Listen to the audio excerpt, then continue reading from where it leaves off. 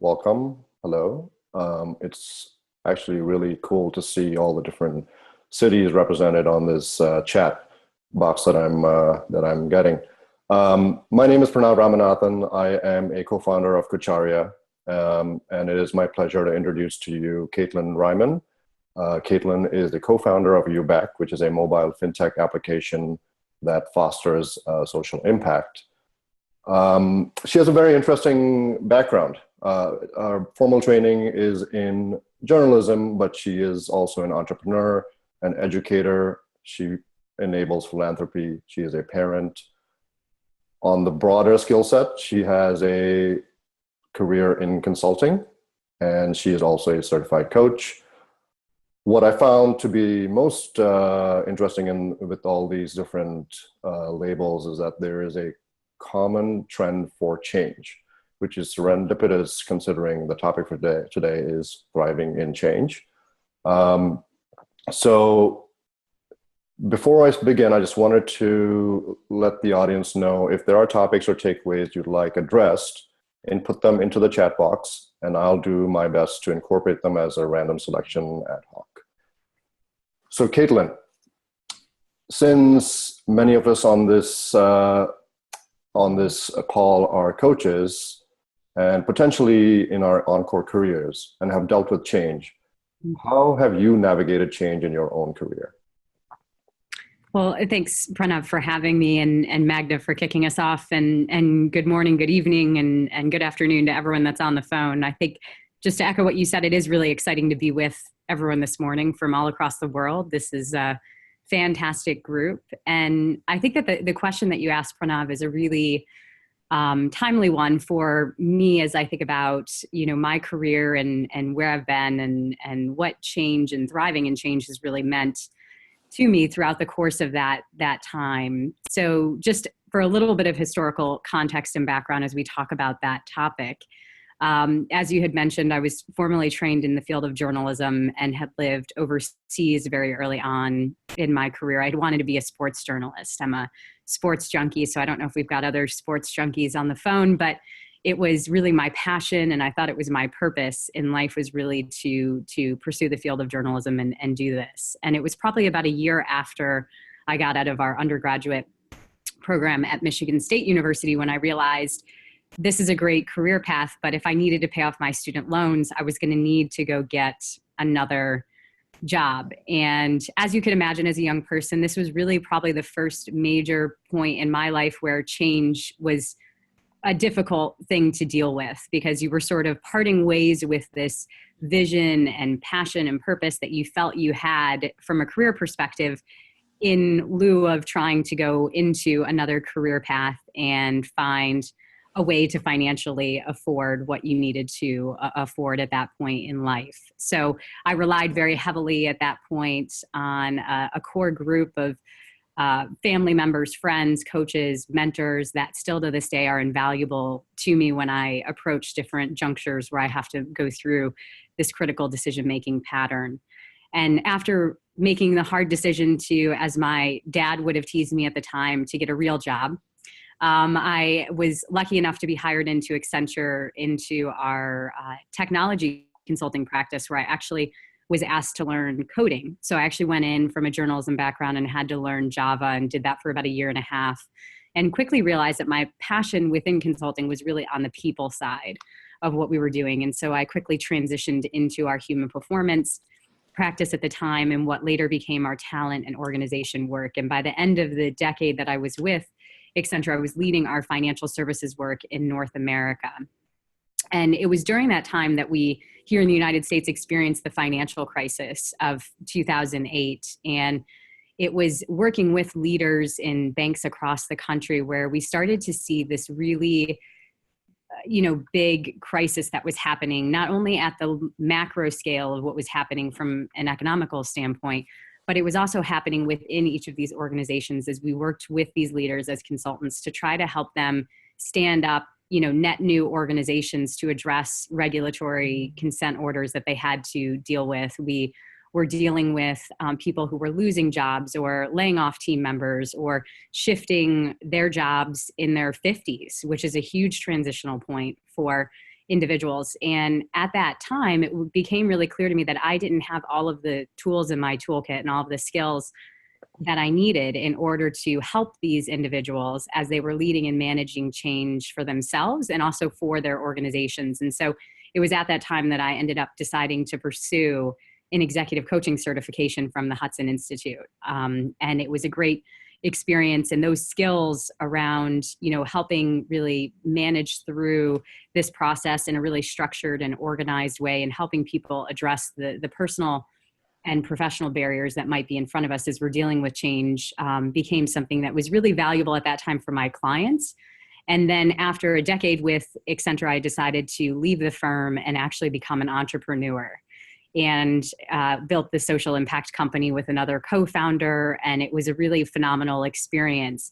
But little did I know in 2008, 2009, when I went through the coaching program, how valuable that skill set of coaching would become, and how valuable coaches would become to me in my own personal career development as I looked at becoming an entrepreneur. And so for those of you that maybe have been on that journey before, I have the utmost credit and respect for you, because that is by far above and beyond the most complex and intense development space that I've been through as a professional, where you're doing everything from balancing the books to selling the product to creating the product, you name it. You're the janitor, you're the executive, you're everything in between with a startup in the entrepreneurial space. And so I relied heavily on coaches in my network to help me really work through some of those growing pains that I had to experience. And so in thriving in change, again, the coaching practice and coaching principles really became very, very valuable. And then to cap it off here more recently, I actually have now transitioned out of the day-to-day for the company that we had co-founded, and I'm now the North American lead for change management for Google Cloud. So yet again, another core transition where I've relied heavily on coaches and mentors and guides in my time to really help me think through this, break it down, make sure that I can bring my best self to what I'm doing day in and day out, even though I am managing another large transition where you step out of the day-to-day of a business that you loved and created and built, but really for the betterment of your family, you need to make these shifts and changes. So I think it's a long way to say that change has been almost a constant, I think, in my career. But what's been so valuable is really the coaching experience and having coaches around me and helping hopefully be a valuable coach to others as well. It's sort of incredible how at each step of your career you've reintegrated the skills and the backgrounds toward the next benchmark, which I think is where change can be challenging. You've turned it into an advantage, which is great. You brought up two things as you were talking about what you learned in consulting that applied to coaching, which is factors that could affect change in an organization. I heard you mention the external factor of market conditions and the internal factor of employee culture. Are there any? Would you like to expand a little bit on that? Sure. Yeah, I think that we are dealing with a period of time, and I think we continue to say this, right, over the last, couple of decades. We ended up having a lot of change and transition enter into a variety of different industries. When we looked at whether it's a technology, the digital transformation, which a lot of companies are very, very focused on. And we're actually very much focused now in the role that I have with Google in that capacity. But as we think about, increasing market pressure, we've got a demand for talent and limited skills in certain capacities. And so there's almost a war on talent as we're thinking about this. There's increasing pressures, there's consolidation, there's upstarts, there's in the fintech space, there's a ton of startups that are actually taking substantial market share from large sort of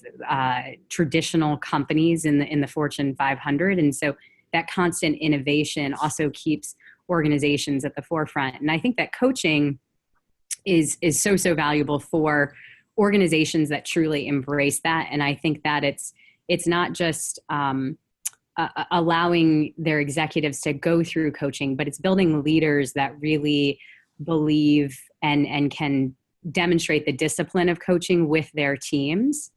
And that has to be a very intentional move on behalf of the organization. And what we find with the organizations that are successful at doing that is that they are ahead of the curve when it comes to building the cultures, building the teams, building the innovators that will actually transcend the market pressures, the tailwinds, everything that's, capitalizing on that momentum that they can have just through their human capital. So I think it's really, really valuable, and ultimately something that, companies who do not do this, I think, will continue to struggle. Okay. And building on that a little bit, building leaders that can instill the discipline of coaching to their teams. How can coaching support change? Well, I think that there's, when we were in financial services, and then there's a couple of examples that I think of more recently, and companies were going through these substantial changes in short periods of time. What we ended up finding when I ended up going through the coaching program is that if we were able to work with the executives or leaders of these teams to help them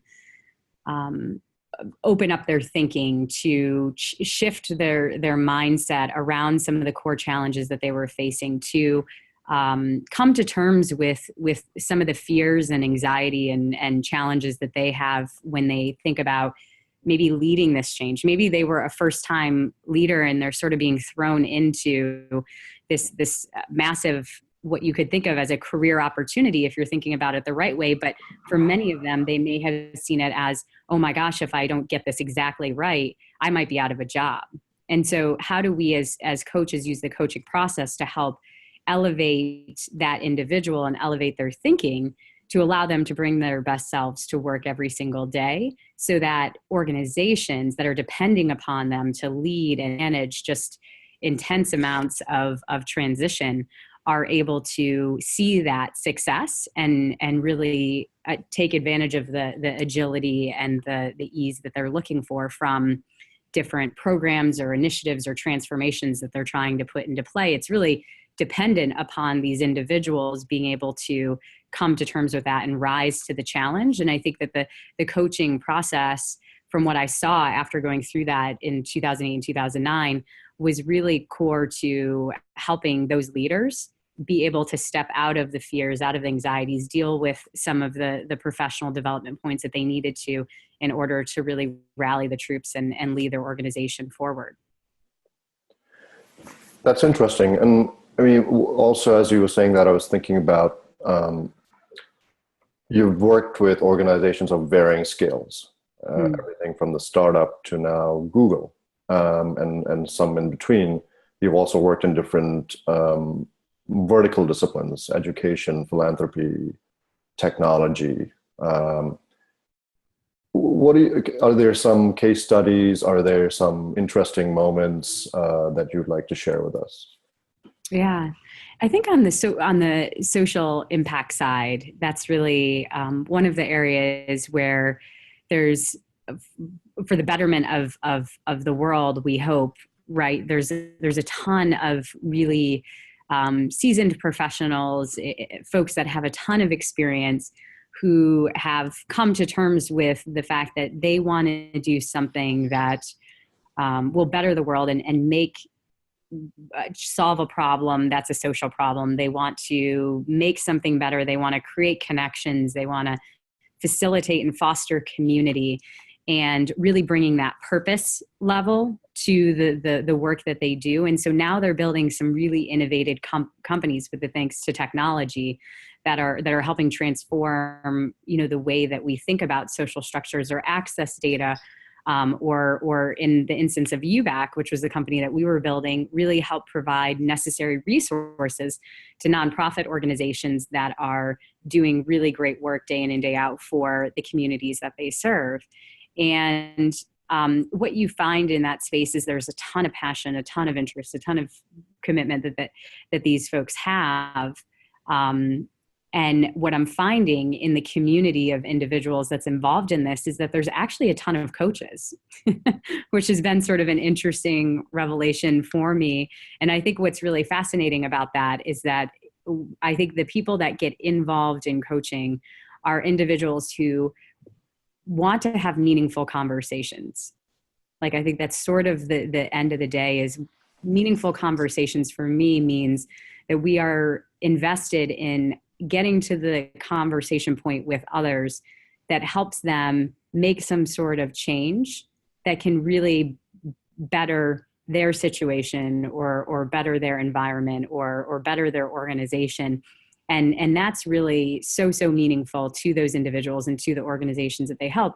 And so it's, although I found it a surprise when I first got into the social impact space that there were a ton of coaches floating around where we'd be having coffee and conversations and we'd be talking about their companies or their work or their ideas. And then they'd be like, oh yeah, and I saw that you were a coach and I'm a coach. And we get talking about that. And I think that there's just a ton of synergy between that. And one of the things that I love about the coaching community is that it's a group of people who are very, very talented, but it's also a group of people who want to share their experiences and use their toolkit to help have those meaningful conversations so that we can drive things forward.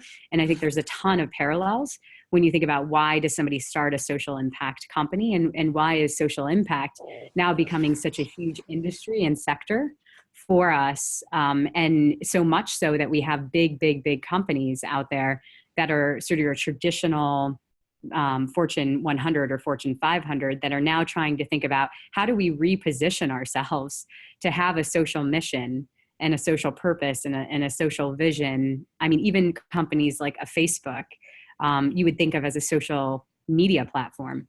But when you actually look at the reframing, they just relaunched their mission probably a year ago, and it's really socially oriented. It's about, making connections and connecting the community. And I know that they've had their fair share of challenges recently with things that have been going on from a data standpoint, but it's just another example of how everyone realizes there's this wave of momentum thanks to the social impact space, and they're trying to capitalize on it. But to connect back to coaching, it was amazing to me to see how many coaches were actually the ones creating these companies, building these, serving on the boards, leading the associations.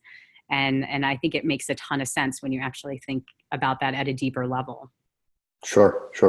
I want to deep dive into one part of what you said, and it's your experience with startups. I think many of us would be interested in your views on startups, which are in a constant state of change and have to undergo pivots.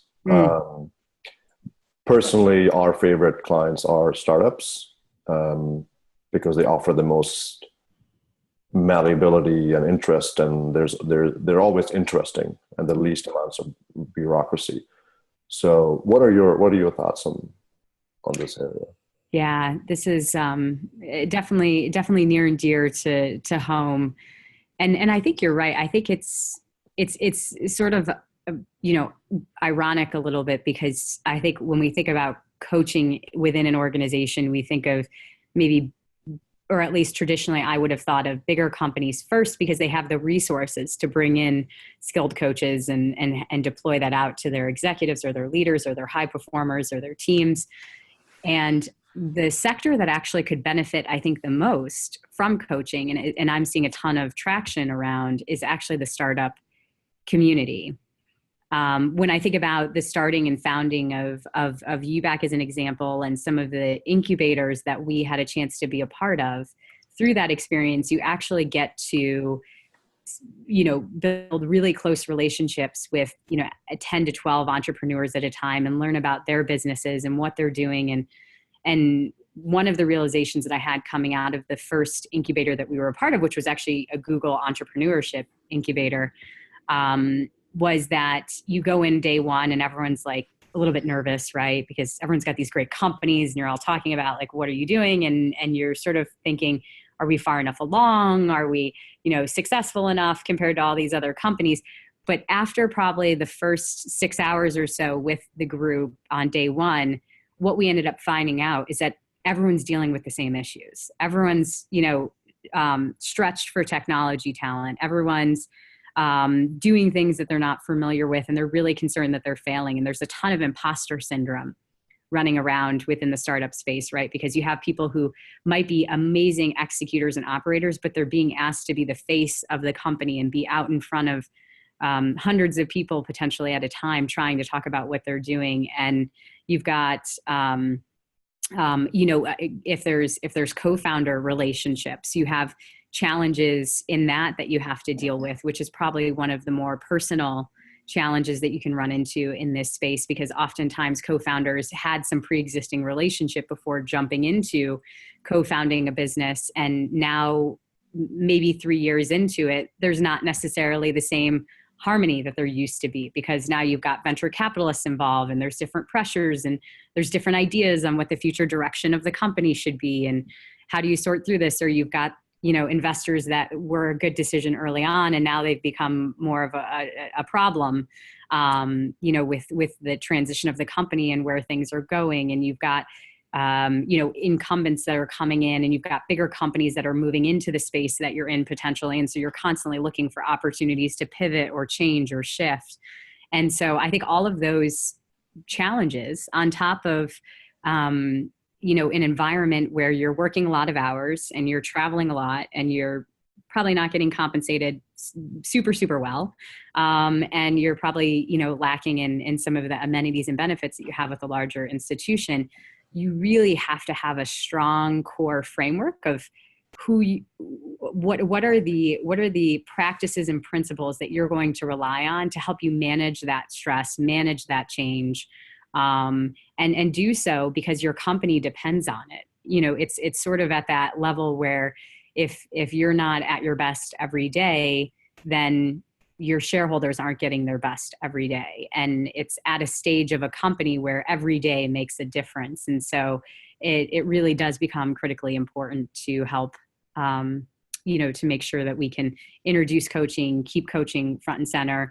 For entrepreneurs who aren't familiar with coaching, I would always spend a few minutes talking with them about that and recommend that they find a coach for themselves or for other leaders in their team. Just even though it was an investment, it was well worth it because they really were facing a lot of unprecedented changes.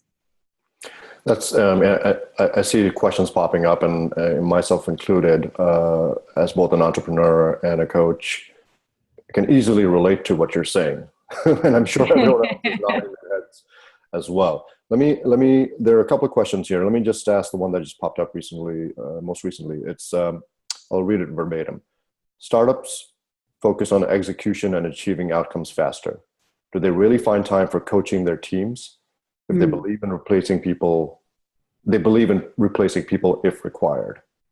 I think it's a really good question. And I think that there's probably a smaller percentage of entrepreneurs who really make the time to invest and coach their teams. But what you find with those entrepreneurs that do that is either one, they coming into this experience have experienced coaching or been a coach, or two, they've either done one of two scenarios. They've either been an entrepreneur before and seen what happens when you don't have coaching or support, or they've just seen the ugliest side of the startup experience when you don't proactively manage these things and provide people the support and the resourcing that they need. Or they've been grinding away for years and years and years, and they've sort of lived through the first iteration of their company, and they've seen the hardship, they've seen the challenge, they've seen what happens when the team isn't in harmony with one another. People are struggling with their own challenges in addition to the challenges of the business. And so I think while it's not every entrepreneur that invests in that, I think it's the smart ones. And I've had the opportunity to meet some entrepreneurs that have been far more successful than I've been in their career with different companies that they've created and exits that they've gone through. And it's really fascinating to me more recently that they've started to reach out probably over the past 2 to 3 years, as they've started net new companies, to say, how can we find a head of people? And this is a company with only 10 people, and they're already thinking about who's going to be their head of HR and really be the person to help guide their culture and their development. And then they're also saying, do you know any great executive coaches? Because my 3 co-founders and I really want to have individual coaching that we can go through so that we can help manage this relationship and make sure that we're still working as a team, 2 years down the road, and we haven't let things get in the way of us really building the business that we know we can build. And so I think if you're targeting or looking for customers in the startup space or trying to look at coaching opportunities, definitely look at the repeat entrepreneurs, because they probably understand the pain points the best, or the companies that have probably been through the tough realization for this first go around, that they're probably 3 or 4 years in and they've had time to reflect on what they should have done better probably at year 2 and they didn't take advantage of, and now there's an opportunity to engage with them. Sure. The important part is to actually make the time. Yeah. Is the gist of it, right? There's another question here that is related, and I'll also read this verbatim. What is more difficult, thriving in early stages, building momentum, the middle stage, sustaining momentum of the change lifecycle? Wow, that is a really good question. I think that it's actually the middle part of the change, and I'll caveat that by saying the early part of change, if you've had the realization that change is necessary and that change has to happen, I think that working with clients or having experienced it myself, we are programmed as individuals to find a way forward, and we rely a lot of us, our mental models rely on momentum and progress and action in order to help us move forward. So I think that there's a slightly easier lift when you talk about that. But what I've found is that it's the middle part of change. Once you've gotten through that initial, hey, I'm up and running, I've kind of got a plan, I'm making things happen, I'm making the shift, I'm committing to this. Even just committing to this in the early stage sometimes does a lot for an individual. But there was a saying when we were going through our programming that I thought really resonated with me because of some of the changes that I'd been through, but it's that it's messy in the middle. And I think transitions are oftentimes just that, where you get that early momentum, you get the quick wins, and then you really have to do the hard work, right? You start you might go through a series of conversations or internal, dialogues where you're like, I'm doing this great work. And then you realize that the biggest thing that you have to work on in order to take that next step is probably the hardest in the middle. And that's really where you're not going to have quick wins. You're really going to have to commit to, a longer term program or, way of breaking that down and thinking about it. And unfortunately, what happens in that middle part is that that's where our emotions tend to run high. That's where our, where fear, self-doubt starts to kick in. You may even be struggling with, as Mary Beth O'Neill, one of the executive coaches that I admire greatly, talks about, you need courage and stamina to produce change. And that's where stamina really becomes a key part of that, because you might have, been a little fatigued coming out of the early quick wins that you got when you were trying to address the change. And now you've got the hardest work in front of you, but you've already spent a lot of energy on getting to that point. So my, long-winded way of saying, I think it's the middle part of the work that we do around change, which tends to be the most difficult. Yeah, that is so correct. As an entrepreneur myself, the early part, the chaotic part, that's the fun part. Mm-hmm. And once you get into the maintenance part, it gets much more tedious, arduous. I have Ram, who has brought himself up on screen and has a question for you. So I'm going to let him go ahead and ask it. Sure. Yeah, Kaitlin, first of all, a comment is that, what you said, I totally agree. Pranav and I have worked with some startups from the early stages. Now they are, I would call a middle growth, tending to high growth. And the stage at which most of the coaching inputs are really greatly valuable to them is in that middle and the growth stage, perhaps later as well. in terms of whether there's a need to pivot, is there a need to look at building teams, and what is it, how do they develop a culture? Several other issues come up which are essential for their sustenance later. The question that I have is really, given that you had worked for large companies like Accenture before, and now you're with smaller companies as well. Most changes, for example, if you look at mergers and acquisitions as major change stuff, and that is something I'm sure you would have come across many times in Accenture, they are about, in a sense, culture, not necessarily perhaps the kind of culture that we associate as different cultures from different geographies and those kind of stuff, but leadership culture, complete differentiation. For example, way back, I witnessed the sort of merger change from digital to compact to what is today HP, and then break down HP into several divisions, all kinds of stuff. So in each one of them, what was important was about how these companies communicated their leadership culture, and that decided as to whether they were successful or not.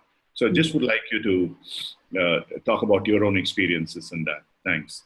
Yeah, no, it's a great point, Ram. And certainly before 2008, we were doing a ton of merger and acquisition work in that space. And, you know, I think that culture is often defined in a multitude of different ways. So I love that you called out that distinction there about, you know, it's not culture as we think about it from sort of a cross-pollination of sort of a geographical or regional based culture, but it's really a shared set of values that the company has. And in all of the mergers and acquisitions that we went through, I think that people could come together on, you know, the systems they were going to use. The processes might have been a little bit more difficult depending upon sense of ownership and pride with what one organization had done versus the other. You know, branding and presence in the marketplace was always another hot topic debate. But at the core of all of this, where the rubber hit the road and where we saw the most friction in these combinations and acquisitions that were happening, was really around, what is our identity going to be? And it would look a lot like one company coming in and saying, okay, well, our values are, you know, we're all about the customer experience, and to deliver on that, we think that, you know, it's customer first, it's team second, it's individual third.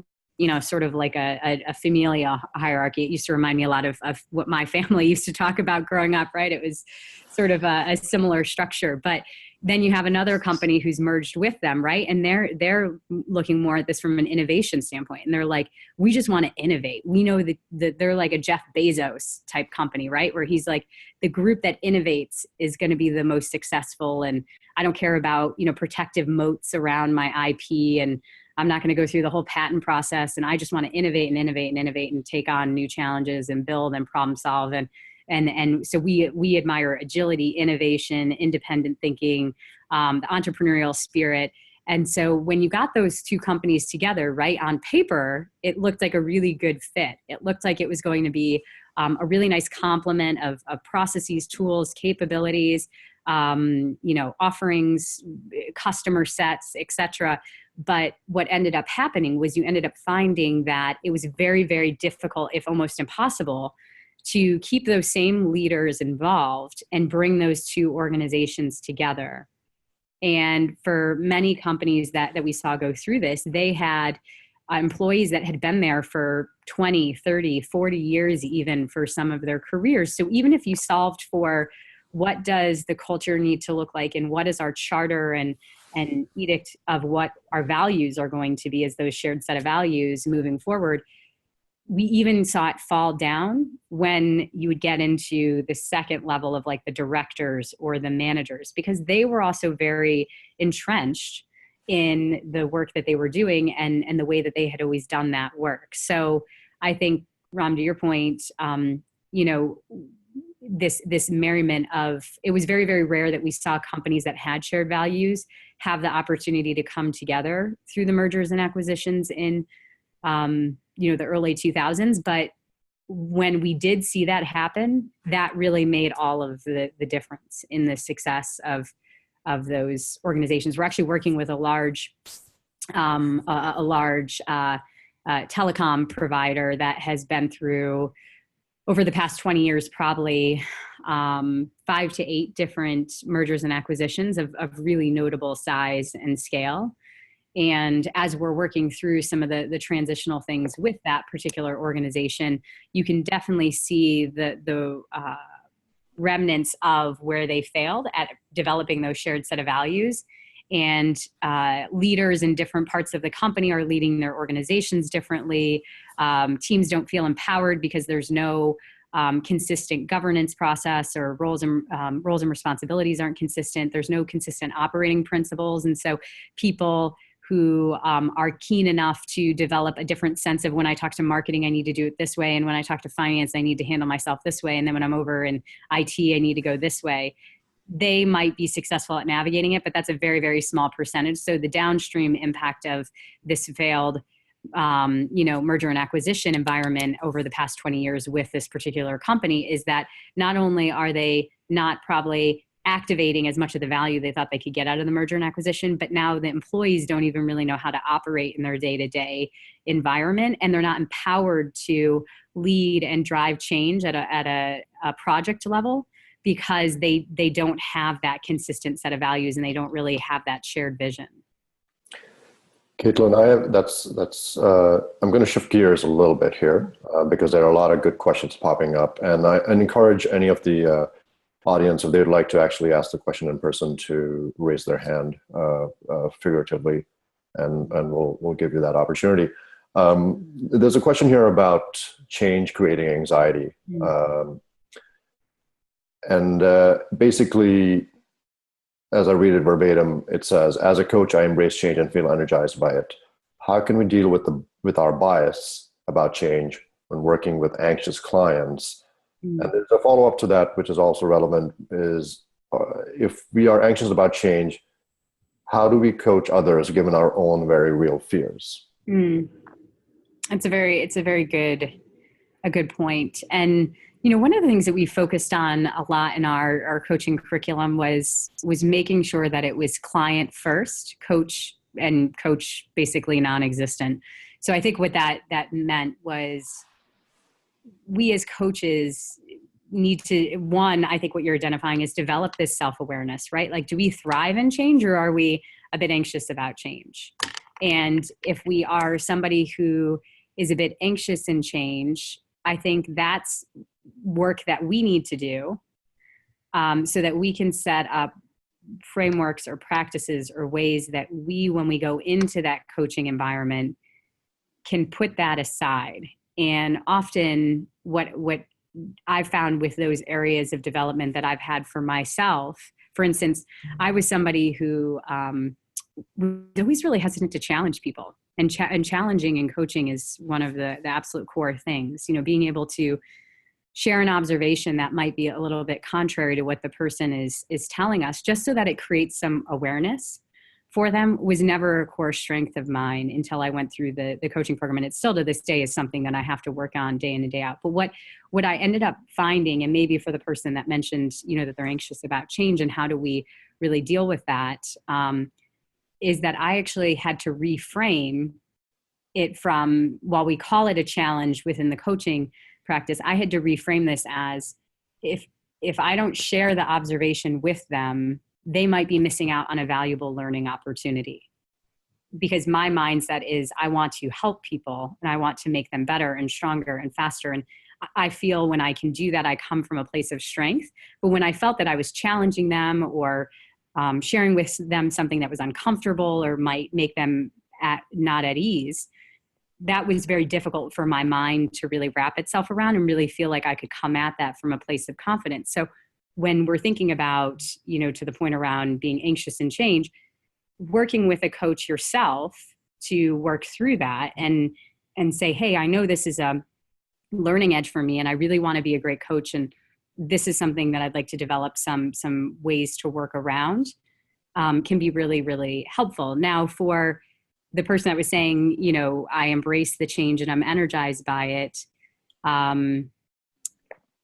the bias around the change should also be something that we check, right? If we're really putting the client first, it's helping them work through, it's providing them that space and time where we don't have a perspective, right? It's allowing them to talk to us and to be able to ask smart questions and help them work through scenario planning that allows them to come up with their own answers. And so from eliminating the bias perspective, depending upon what that bias is, potentially mirroring a similar way of working with a coach to help identify what is the exact behavior that's driving that.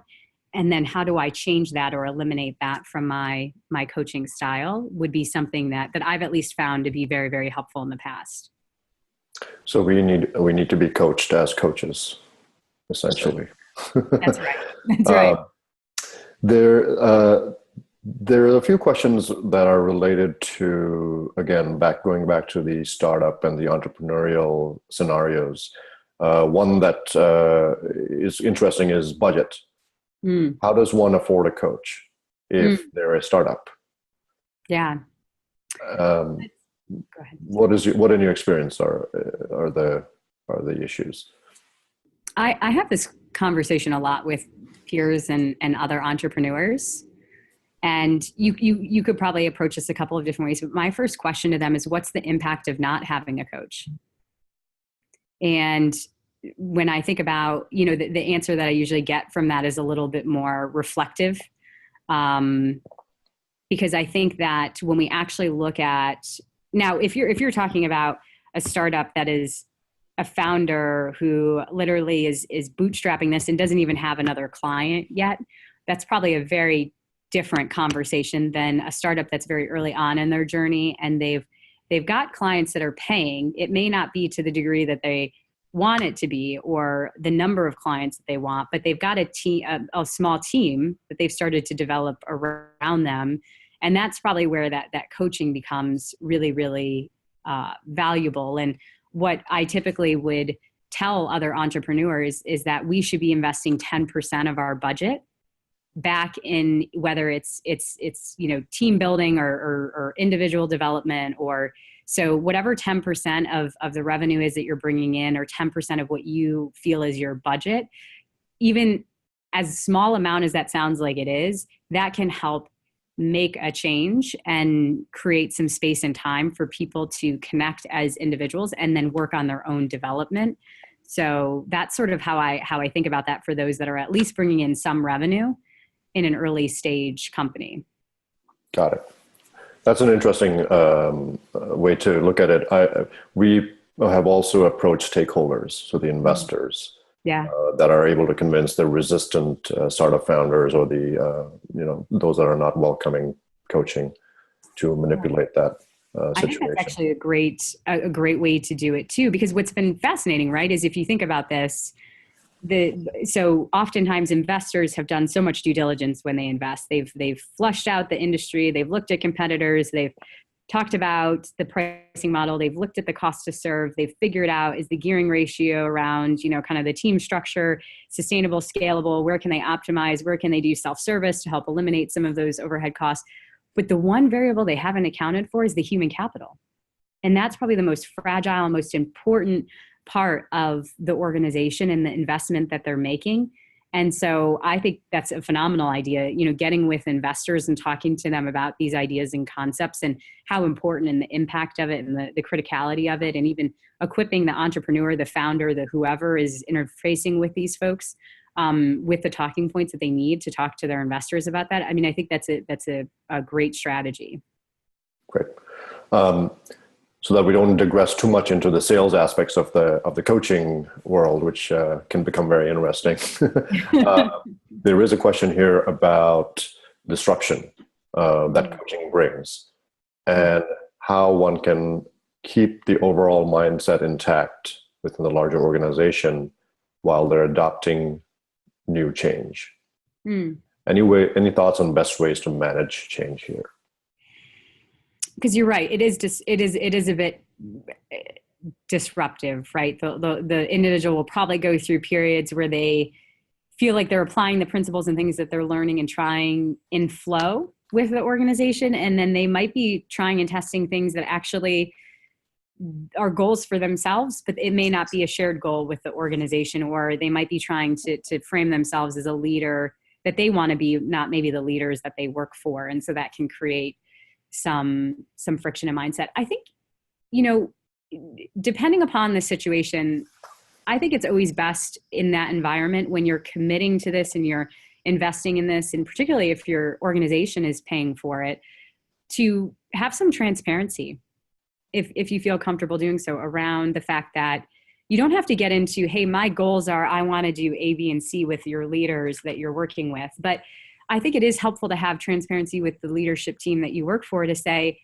I'm either investing in this or others are investing in this on my behalf, because I want to, better the way that I can add value to the business, or better myself as a professional and individual. And what this means over the course of the next 6 months, I might be, trying new things, taking risks, working on learning edges. And what I'd ask for your support on is A, B, and C as I'm going through that process. And you can keep it very high level, but I think to help manage against it, so that the leadership team or the people you're working with don't think, oh, geez, this is like a little bit weird, because now Kaitlin is enacting exactly the same way that she used to. Maybe she's pushing back more. Maybe she's not saying yes to everything. Maybe she's finding other ways to create some boundary and structure in her life.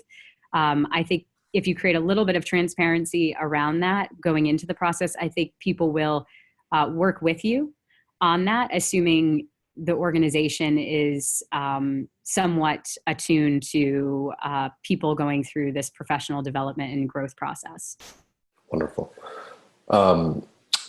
A question popped up. Let me ask it, because it's been asked twice now. What are the 3 most important attributes for an individual / team / organization for thriving in change? It's a really good one. I would say that, so first off, just back to what we were talking about, I actually think, communication and having an appropriate level, and appropriate means different things in different environments, but an appropriate level of transparency is key. I think, just to elaborate on that a tiny bit, I think that what has been really fascinating when we read the research is that, people often ask me, like, why is it important that we go through so much professional development? Why is there so much focus on this now in 2018 versus, what it was in 1970? And we are demanding of our employees day in and day out so much more on the cognitive thinking side and the conceptual thinking side of their day to day than we did potentially in years past, because of things like automation and computers and just access to information. And so because of that increased workload that we're asking employees to go through, to not have an employee be able to bring their best self to work each day is a real gap. It's a real impact to our bottom line. And so I think that, the teams that are going to thrive and change are ones that are committed to communicating and being transparent, with understanding that people have, people are people, and people are going to have professional and personal things that happen. But in order to thrive and change, we need to have some level of understanding where people are coming from. We don't have to divulge all details and get into full sagas about personal stories, but we do have to have that communication and transparency around what we're able to do, be able to set boundaries, talk through things, challenge each other, etc. So the other teams that are going to do really well with that, the other behavior that they're going to have is really this like learner's mindset. And it was something that we focused on a lot in Accenture, but it really meant that we were trying to be more curious about things and entering into team meetings or discussions as an organization when we weren't thinking, oh, we know the answer. We're just going to go in and hopefully ask some smart questions and open up the conversation so that we can better understand each other's points of view. So I think that that's a second key area. And then the third is, I think that the teams that are going to thrive and change really have to, there has to be some level of trust and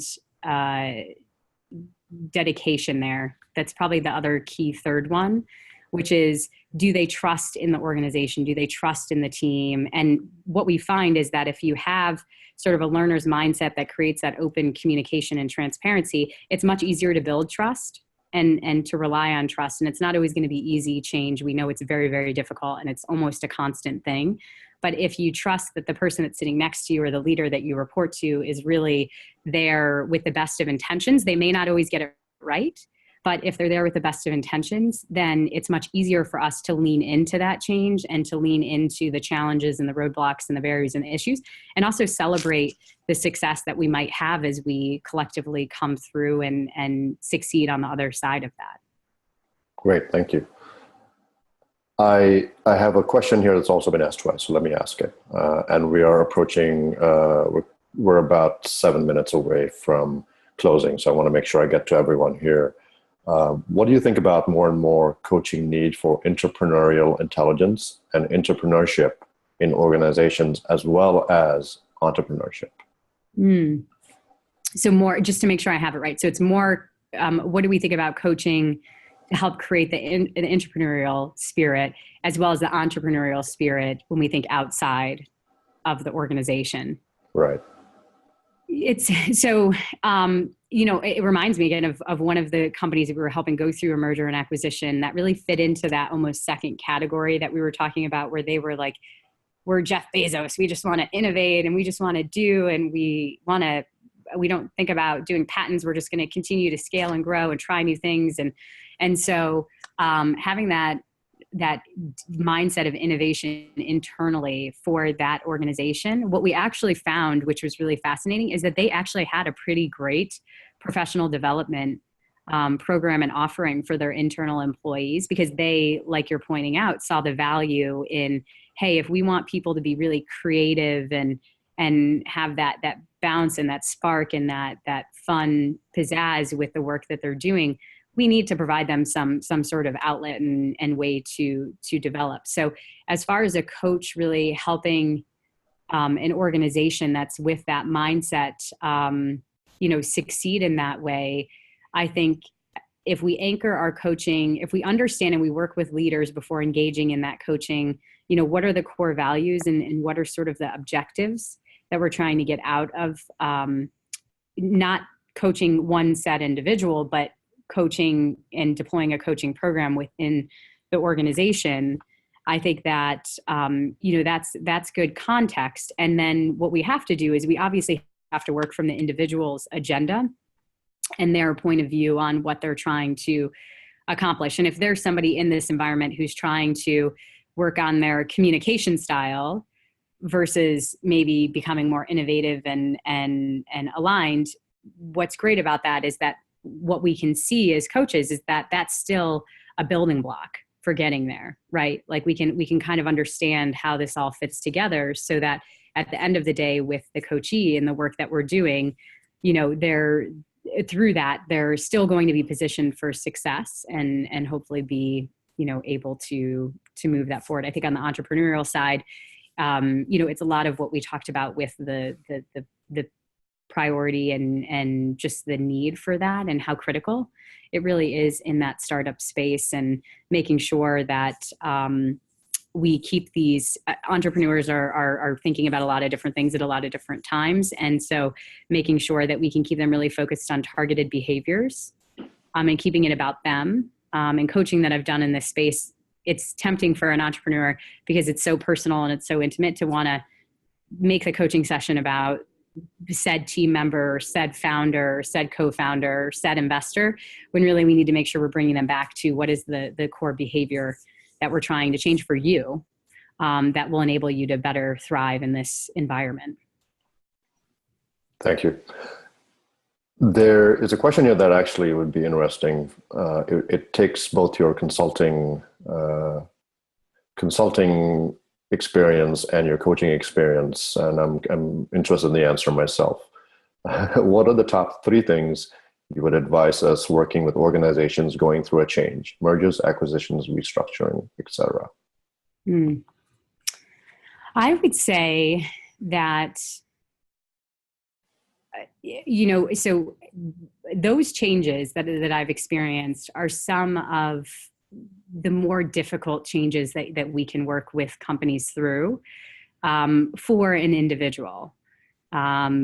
So one of the most critical things that we should keep in mind when we're doing that is to make sure that when the company or whoever is bringing us in, or if it's the individual, I guess it would be two different scenarios. If the company is bringing us in to do the coaching, that the right boundaries are set around that it's all about client confidentiality, and that this isn't going to be an exercise where we as coaches are going to be leveraged to provide their team lead or their HR team or their senior leadership more insight about, their strengths and weaknesses. And we're not going to be doing assessments on the individual, and just making sure that there are the right boundaries. Because I've actually seen situations where coaches have gotten sucked into mergers and acquisitions, and the intent of the HR team for bringing them in was actually to help fill it, to feed into an overall skills and competencies assessment that was happening. And that was going to inform who was going to be kept on and who was going to be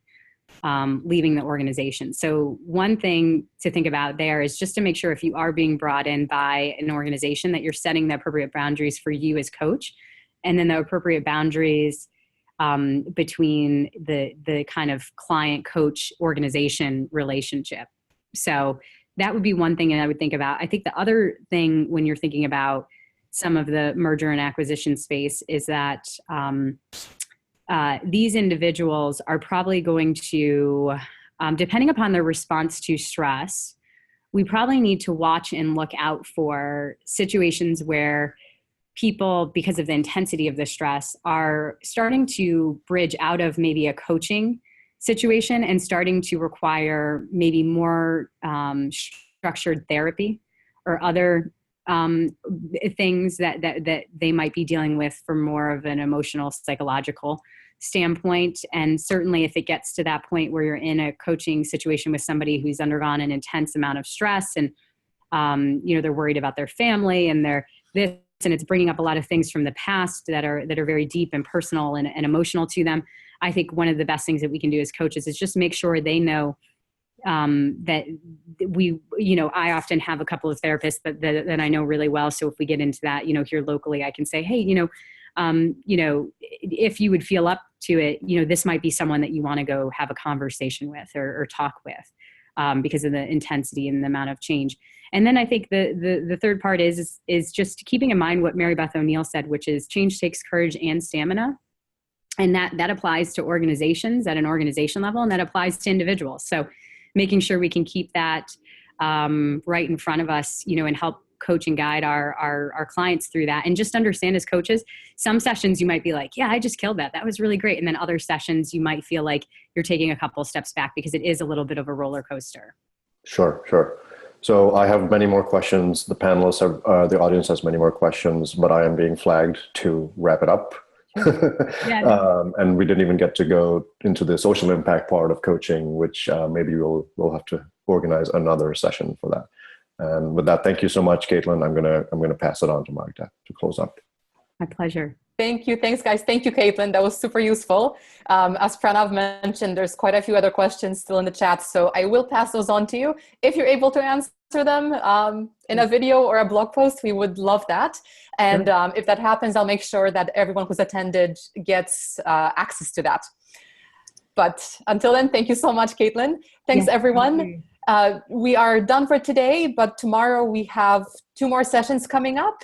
First one's going to be on polarity, and the second one will be on artificial intelligence. So I hope you join us for both of those. We will have recordings of all sessions available next week. And if you're enjoying these sessions this week, please join us during our regular colloquiums. If you go to coacharia.com/events, you'll be able to see all of our upcoming sessions for this year. Everything is free. Everything earns you CCEUs. So we hope to see you there. Have a wonderful weekend, everyone. See you again soon.